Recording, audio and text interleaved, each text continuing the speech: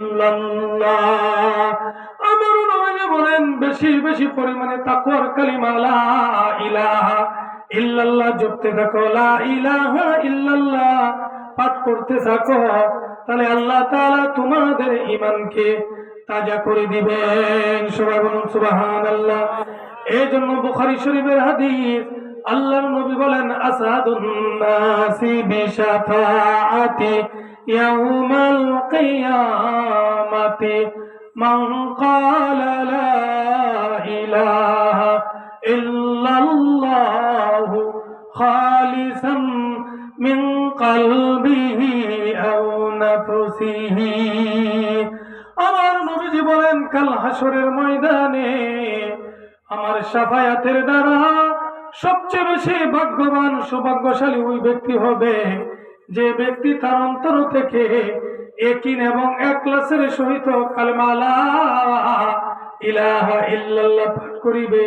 ওই ব্যক্তি আমার শাফায়াতের দ্বারা জান্নাতে যাইতে পারিবে। সুবহানাল্লাহ। আমরা কি নবীজির শাফায়াতের দ্বারা জান্নাতে যেতে চাই? প্যারে হাজিরিন, কালিমা লা ইলাহা ইল্লাল্লাহ মানে ঈমান। আমি সূরা আনফালের 2 এবং 3 নম্বর আয়াতে কারিমা আপনাদের নিকট তেলাওয়াত করছি। এটার মধ্যে জিকির এবং নামাজ এবং আল্লাহর পথে ব্যয় করার কথা বলা হয়েছে। আমি আমার খুতবার শুরুতে যে হাদিস এবং আয়াত তেলাওয়াত করছি আমি সেদিকে চলে যাচ্ছি। এর আগে আপনাদেরকে আমি বলতে চাই এই মাসটার নাম কি বলেন? রজব মাস। কি মাস? রজব মাস। এই মাসে চাঁদ ওঠার সাথে সাথে আল্লাহ রাসূল সাল্লাল্লাহু আলাইহি ওয়াসাল্লাম সাহাবায়ে কেরামদেরকে নিয়ে একটি দোয়া পাঠ করে দিন, আল্লাহুম্মা বারিক লানা ফি রজব ওয়া শাবান ওয়া বাল্লিগনা রমাদান।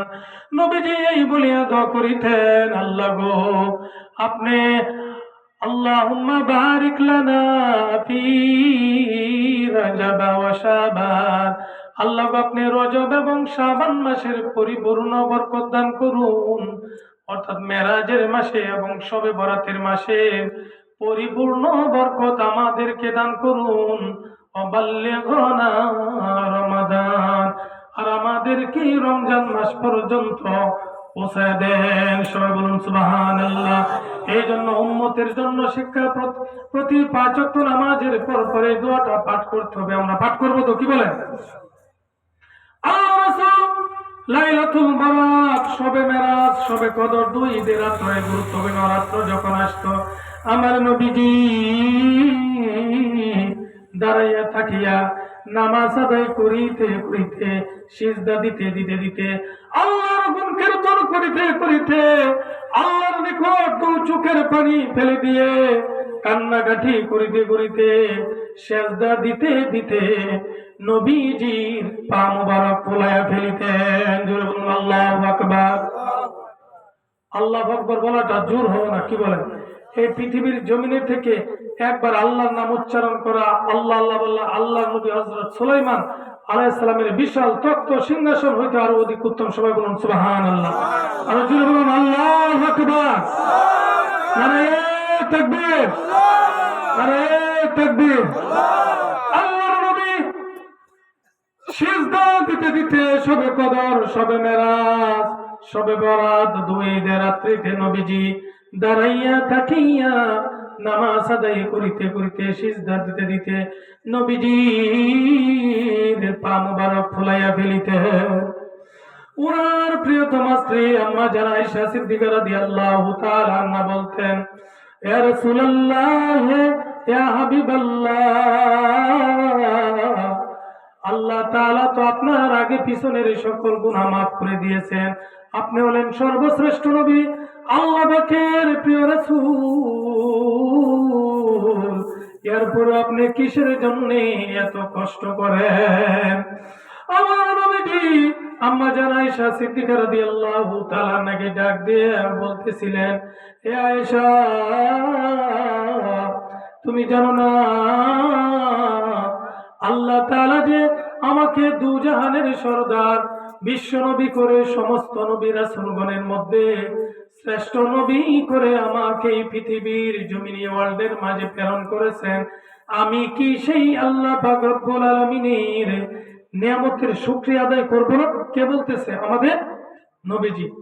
অতঃপর আয়েশা সিদ্দিকা রাদিয়াল্লাহু তাআলা আনহা বলেন, ইয়া রাসূলুল্লাহ, ইয়া হাবিবাল্লাহ, আল্লাহ পাকের দয়া এবং রহমত ছাড়া কি কোনো মানুষ আল্লাহর জান্নাতে যেতে পারবে না? নবীজি বলতেছেন, মানুষ যতই নামাজ আদায় করুক, রোজা রাখুক, হজ করুক, যাকাত দেউক, তো তাসবিহ তাহলিল কোরআন তেলাওয়াত আদায় করুক না কেন, যতক্ষণ পর্যন্ত ওই মানুষটার প্রতি আল্লাহ তাআলা দয়া এবং রহমত না করে, ততক্ষণ পর্যন্ত ওই মানুষটা আল্লাহ জান্নাতে যেতে পারবে না। সবাই বলেন সুবহানাল্লাহ। অথবা নবীজিকে জিজ্ঞাসা করলেন, ইয়া রাসূলুল্লাহ, ইয়া হাবিবাল্লাহ, আপনিও কি পারবেন না? আল্লাহ রাসূল বলতেছেন, আমিও পারবো না যদি আল্লাহ তাআলা আমার উপর দয়া এবং রহমত না করেন। প্রিয় হাজিরিন, আমরা কেমন ইবাদত করি, কেমন ভাবে আল্লাহকে ডাকি। নবীজি সাল্লাল্লাহু আলাইহি ওয়াসাল্লাম ওনার প্রিয়তমা কন্যা হযরতে ফাতেমা রাদিয়াল্লাহু তাআলা আনহাকে ডাক দিয়ে বলতেছিলেন, হে ফাতেমা, ইয়া ফাতিমা আনকিযি নাফসাকি মিনান নার। আল্লাহর নবী ওনার কলিজার টুকরা ফাতেমাকে ডাক দিয়ে বলতেছেন, হে ফাতেমা, তুমি তোমার নিজকে জাহান্নামের আগুন থেকে বাঁচাও। তুমি যদি মনে করো তোমার পিতা দুজাহানের সরদার বিশ্ব নবী, এই উসিলায় তুমি নাজাত পেয়ে যাবে, ঈমান আমল অর্জন করা লাগবে না, নামাজ আদায় করা লাগবে না, রোজা রাখা লাগবে না, তাসবিহ তাহলিল আল্লাহর হুকুম নবীজি সুন্নাত আদর্শ অনুযায়ী চলা লাগবে না। তুমি যদি এটা মনে করো, কোশ্চেন কালে হবে না, বরঞ্চ তুমি তোমার নিজকে জাহান্নামের আগুন থেকে বাঁচাও। বর্তমান সমাজে এমন লোক পাওয়া যায়, বলে কি নামাজ আদায় না করলেও ঈমান বড় শক্ত। জোরে বলুন ঠিক কিনা? যে ব্যক্তি মুয়াজ্জিনের আযান শুনে নামাজ আদায় করতে পারে না, তার ঈমান আবার শক্ত হবে? আল্লাহ রাসূল সাল্লাল্লাহু আলাইহি সাল্লাম অসুস্থ অবস্থায় মসজিদে নববীর মধ্যে আযান হয়েছে, এরপরে নবীজি সাল্লাল্লাহু আলাইহি সাল্লাম সাহাবায়ে কেরামদের কাঁধে ভর দিয়ে দেখে জামাতের সাথে নামাজ আদায় করেছেন। জোরে বলুন সুবহানাল্লাহ। আল্লাহ রাসূল বলেছেন, জুআইলা কুররাতু আইনি ফিস সালাহ, আমার চোখের শীতলতা হলো নামাজের মধ্যে। জোরে বলুন সুবহানাল্লাহ। আল্লাহর নবী বলেন, أول ما يحاسب به العبد يوم القيامة الصلاة فإن صلحت صلح سائر عمله وإن فسدت فسد سائر عمله। নবীজি বলেন, কাল হাসরের ময়দানে সর্বপ্রথম বান্দার নামাজের জবাব দিতে হবে। যাহার নামাজ সঠিক সুন্দর ইসলামপূর্ণ কুশু সহকারে যারা নামাজ আদায় করবে, তার প্রত্যেকটা আমলই সংশোধন হয়ে যাবে। বলুন আল্লাহু আকবার। আর যারা নামাজকে কুশু সহকারে আদায় করবে না, নামাজকে যারা পরিপূর্ণ ভাবে আদায় করবে না, তার প্রত্যেকটা আমলের মধ্যে এমন ভাবে প্রত্যেকটা আমলেই পরিশুদ্ধ হবে না। এই জন্য নবীজি বলেন, আসসালাতু রাসুল ইবাদাত, নামাজ হলো সকল ইবাদতের মাথা। আমাদের যদি মাথা না থাকে, আমাদের বডির কোনো দাম আছে? আমাদের বডির কোনো দাম নাই। হাদিস শরীফে আছে, আসসালাতু মি'রাজুল মুমিনিন, নামাজ হলো মুমিনদের জন্য মেরাজ শরীফ। নবীজি সাল্লাল্লাহু আলাইহি সাল্লাম যে মেরাজ গমন করেছিলেন, মেরাজের মধ্যে গিয়ে নামাজ এবং রোজা আল্লাহর পক্ষ থেকে হাদিয়া হিসেবে পেয়েছিলেন। যারা 5 ওয়াক্ত নামাজ আদায় করবে, আল্লাহ তাআলা এই মেরাজের সওয়াব দান করবেন তাদেরকে। সবাই বলুন সুবহানাল্লাহ। এই জন্য সূরা আনফালের 2 এবং 3 নম্বর আয়াতে কারিমা আমি আপনাদের সম্মুখে তেলাওয়াত করেছি। 2 এবং 3 নম্বর আয়াতে কারিমা আমি আপনাদের নিকট তেলাওয়াত করেছি। আল্লাহ পাক রব্বুল আলামিন ইরশাদ করেছেন, ইন্নামাল মুমিনুনা আল্লাযীনা ইযা যুকিরাল্লাহু ওয়াজিলাত কুলুবুহুম ওয়া ইযা তুলিয়াত আলাইহিম আয়াতুহু زادتهم إيمانا وعلى يتوكلون الذين يقيمون الصلاة ومما رزقناهم ينفقون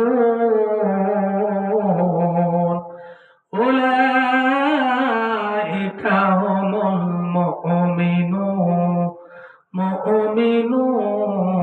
حقا لهم درجات عند ربهم ومغفرة ورزق করিম। ইমানের পথে অবিচল রেখে আমার মরণ যেন ইমানের পথে অবিচল রেখে আমার মরণ যেন তোমারি কাছে মিনতি আমার অগমহিম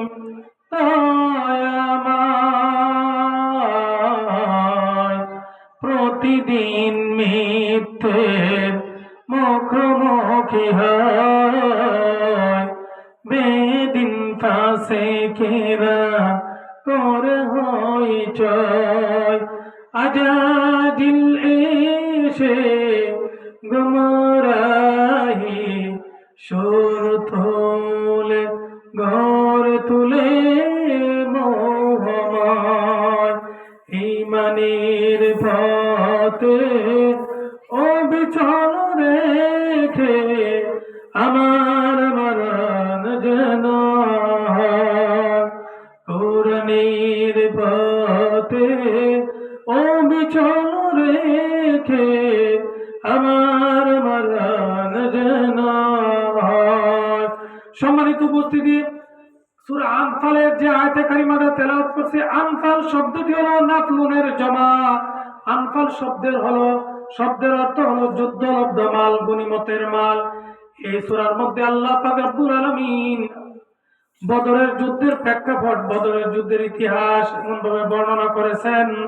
সূরা আনফালের অনেক গুরুত্বপূর্ণ তাফসীর ব্যাখ্যা আছে। আমার বন্ধুবর হযরত মাওলানা আমিনুল ইসলাম ভাই স্টেজে মঞ্চে এসে পড়ছে, আমি আমার আলোচনা আর দীর্ঘায়িত করব না। প্যারে হাজিরিন, এই সূরা আনফালের 2 এবং 3 নম্বর আয়াতে কারিমা আল্লাহ পাক রব্বুল আলামিন এই আয়াতের মধ্যে ঈমানদার মুমিন বান্দাদের 5টি বৈশিষ্ট্য বর্ণনা করেছেন। আল্লাহ পাক বলেন, ইন্নামাল মুমিনুনাল্লাযীনা ইযা যুকিরাল্লাহু ওয়াজিলাত কুলুবুহুম। আল্লাহ রাব্বুল আলামিন বলেন, মুমিন বান্দাদের 1 নম্বর বৈশিষ্ট্য হলো কাঠি মুমিন তো তারাই যাদের সম্মুখে আল্লাহর কথা, আল্লাহর কোরআনের কথা, আল্লাহর জিকির করা হলে, আল্লাহর স্মরণ করা হলে মুমিন বান্দা, খাঁটি ইমানদার বান্দাদের কলব সমূহে কম্পন শুরু হয়ে যায়। সবাই বলুন সুবহানাল্লাহ। আল্লাহ রাসূল সাল্লাল্লাহু আলাইহি ওয়াসাল্লামকে সাহাবায়ে কেরাম জিজ্ঞাসা করিলেন, ইয়া রাসূলুল্লাহ, ইয়া হাবিবাল্লাহ, আল্লাহর ওলিকে, আল্লাহর বন্ধুকে, আল্লাহর দোস্তকে? নবীজি বলেন, ওয়া ইযা যুকিরাল্লাহ। নবীজি বলেন, যাকে দেখলে আল্লাহর কথা স্মরণ হয়, যাকে দেখলে নামাজ আদায় করার কথা, জিকিরের কথা, আল্লাহর তাসবিহ, তাহলিল, কোরআন তেলাওয়াত করার কথা এমন ভাবে আকর্ষণ জাগে, তাহাকে বলা হয় আল্লাহর ওলি। এই জন্য মুমিন বান্দাদের 1 নম্বর বৈশিষ্ট্য হলো যখন তাদের সম্মুখে কোরআনুল কারীমের তেলাওয়াত করা হয়, আল্লাহর গুণ কীর্তন করা হয়, আল্লাহর তাসবিহ, তাহলিল, আল্লাহর রুবুবিয়তের, আল্লাহর কালেমার কথা, আল্লাহর তাওহীদের কথা আলোচনা করা হয়, খাঁটি মুমিন বান্দাদের খাঁটি মুমিন বান্দাদের অন্তরে প্রকম্পিত হয়ে যায়। সবাই বলুন সুবহানাল্লাহ। মুমিন বান্দাদের 2 নম্বর বৈশিষ্ট্য হলো ইযা তুলিয়াত আলাইহিম আয়াতুহু যাদাতুহুম ঈমানা। মুমিন বান্দাদের নিকট যখন আল্লাহ পাক রব্বুল আলামিনের কোরআনুল কারীম তেলাওয়াত করা হয়, তখন মুমিন বান্দাদের ঈমান আরো বাড়িয়া যায়। সবাই বলুন সুবহানাল্লাহ। এই জন্য দেখেন এই সুরুজালি নুরানি মাদ্রাসা, আলামিন ভাই বলছিল এই মাদ্রাসা সম্পর্কে কিছু কথা বলার জন্য। এই জন্য দেখেন এই কুরআনুল কারীমের তেলাওয়াত, কুরআনুল কারীম যদি কোনো ছেলে মেয়েদেরকে শিক্ষাদান করা হয়, আপনাদের কি বিশ্বাস কিন্ডারগার্টেন স্কুল কলেজের মধ্যে ছেলে মেয়েদেরকে সকাল হইতে যদি পাঠায় দেন তাহলে কি কোরআন শিক্ষা করতে পারবে? কোরআন শিক্ষা করতে হলে অবশ্যই অবশ্যই সকালবেলা মক্তবে পাঠাইতে হবে, মাদ্রাসার মধ্যে পাঠাইতে হবে। কি বলেন? কারণ বুখারী শরীফের হাদিসে নবীজি ঘোষণা করছেন আফদালুল ইবাদাতি তিলাওয়াতুল কোরআন। নবীজি বলেছেন কোরআন মাজিদ তেলাওয়াত হলো সবচেয়ে উত্তম ইবাদত। সবাই বলুন সুবহানাল্লাহ। হাদিস শরীফে নবীজি বলেন যে ব্যক্তি সকালবেলায় কুরআনুল কারীম থেকে 100 আয়াত পরিমাণ তেলাওয়াত করবে, আল্লাহ পাক রব্বুল আলামিন তার আমল নামায় সমগ্র দুনিয়া পরিমাণ সওয়াব দান করবেন। সবাই বলুন সুবহানাল্লাহ। এই জন্য নবীজি বলেন তাআল্লামুল ফারাইদ ওয়াল কুরআন ওয়া আল্লিমুন নাস ফাইন্নী মাকদুর। মিশকাত শরীফের হাদিস, নবীজি বলেন তাআল্লামুল ফারাইদ ওয়াল কুরআন, তোমরা ফরজ সমূহ এবং কোরআন মাজিদ শিক্ষা করো এবং মানুষকে শিক্ষা দাও, আমি চিরকাল এই দুনিয়ার জমিনে থাকবো না। সম্মানিত উপস্থিতি, কোরআন মাজিদের আর অনেক ফাজাইল আছে, অনেক গুরুত্বপূর্ণ আলোচনা আছে। আমরা কি করব? এই নুরানি মক্তবের মধ্যে আমরা কি আমাদের ছেলে মেয়েদেরকে ভর্তি করাই আমরা কি কোরআন শিক্ষা দিব? তো কি বলেন? শিক্ষা দিতে রাজি আছি সকলে? বলছে ফুলের মাঝে থাকলে মধু, ভ্রমর যেমন আসে, কোরআনের জ্ঞান থাকলে বুকে আল্লাহ ভালোবাসে। একটি করে অক্ষরেতে 10টি করে নেকি, এসো বন্ধু সবাই মিলে কোরআন পড়া শিখি, এসো বন্ধু সবাই মিলে কোরআন পড়া শিখি। আর আমরা শিখব না গো হাটিমা টিম, আর আমরা পড়ব না গো হাটিমা টিম, পড়ব মোরা কোরআনেতে আলিফ লাম মিম, পড়ব মোরা কোরআনেতে আলিফ লাম মিম। কি বলেন? আমাদের ছেলে মেয়েদেরকে মক্তবে ভর্তি করার মতো ইনশাল্লাহ। সর্বপ্রথম ছেলে মেয়েদেরকে বলছে Quran is the first source of Islamic sharia, যে কোরআন হচ্ছে ইসলামী শরীয়তের প্রথম ভিত্তি। কুরআনুল কারীমের জ্ঞান শিক্ষা দিয়ে ছেলে মেয়েদেরকে স্কুল কলেজ ভার্সিটিতে যে কোনো জায়গায় পড়ান, কোনো অসুবিধা নাই। কি বলেন? এই জন্য কুরআনুল কারীম শিক্ষা দিতে হবে। এই কুরআনুল কারীমের অনেক ফাজাইল আছে, আমার বন্ধুবার ওরা আলোচনা করবে, আমি এখনই শেষ করে দিচ্ছি। আমি বলতেছিলাম মুমিন বান্দাদের 2 নম্বর বৈশিষ্ট্য হলো যখন মুমিন বান্দাদের নিকট কুরআনুল কারীমের তেলাওয়াত করা হয় তখন তাদের ঈমান আরো বাড়িয়া যায়। মুমিন বান্দাদের 3 নম্বর বৈশিষ্ট্য হলো ওয়ালা রাব্বিহি ইয়াতাওয়াক্কালুন, যে মুমিন বান্দারা অলওয়েজ সদা সর্বদা কি সুখে দুঃখে সুস্থতায় অসুস্থতায় এক আল্লাহর উপর ভরসা করে তাওয়াক্কুল তো আল্লাহ। জোরে বলুন সুবহানাল্লাহ। মুমিন বান্দাদের 4 নম্বর বৈশিষ্ট্য আল্লাহ পাক বলেন আল্লাযীনা ইউকিমুনাস সালাতা ওয়া মিম্মা রাযাকনাহুম ইউনফিকুন।